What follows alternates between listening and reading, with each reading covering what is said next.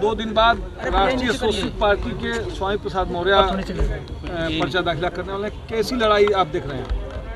400 पार NDA सरकार है, मोदी जी की गारंटी है। कोई ऐसी जाति धर्म वर्ग नहीं बचा है जिसके दिलों पर मोदी जी ने जगह नहीं बनाया है। आज के दिन में ये देश का चुनाव है, राष्ट्र का चुनाव है।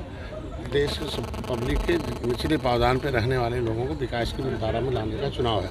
इसकी वजह से ये छोटे नेताओं का नाम लेना ही बेकार है। यहाँ पार्टियों का चुनाव है, विपक्ष में कोई नहीं बचा हुआ है। आज के दिन में इसकी बात करिए कि जहाँ बिना दूल्हे की बारात लेके घूम रहे हैं लोग, और यहाँ जो है इंडिया जो हमारी गठबंधन है एनडीए की, उसमें जो है मोदी जी के नेतृत्व में चुनाव लड़ा। आज यहाँ कुशीनगर में हमारे दुबे जी पर्चा भरे हैं और कमल खिलेगा, क्योंकि कमल भोजन खिला रहा है। यूपी में आज चुनाव हो रहा है, मतदान हो रहा है। मैनपुरी में अखिलेश यादव ने आरोप लगाया है 4 बजे के बाद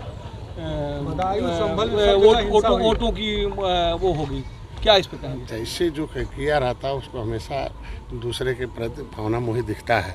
उनके समय में इसी तरीके के काम होते थे, तो इसलिए उनको लगता है कि इस समय कुछ नहीं है, सरकार अपना काम कर रही है और चुनाव आचार संहिता लगा हुआ। अगर आचार संहिता में कोई आदमी सरकार के ऊपर आरोप लगता है तो इसके मतलब इन लोगों ने उस तरह से प्रभावित करते हैं। यूपी में क्या देख रहे हैं, कितना सीट आएगा? अपने हम लोग 80 की 80 सीट जीतने के प्रयास में है और होगा, क्योंकि 400 पार ऐसी थोड़ी है। 325 तो पहले थे ही, और 72 सीटें ऐसी थी जो हम रनर रहे, और जिनके वजह से हम लोग सेकेंड पोजीशन में तो हमारे साथ आ गए। यही कुशीनगर में जिसकी वजह से हम लोग लड़ाई में लड़ते थे किसी से, वो खुद ही प्रचार करने हमारे पास आ गए आरपीएन से। तो अब ऐसे ही है, पूरे देश में हैं। राजभर भाई आ गए हैं, प्रिया जी हैं, डॉक्टर संजय खुद ही हैं। आरएलडी की वजह से कई सीटें लूज होते थे, वो सारी चीज़ें आगे। तो जब विपक्ष में कुछ है ही नहीं तो जीत तो मोदी का है, जीत कमल का है, कमल जनता का है।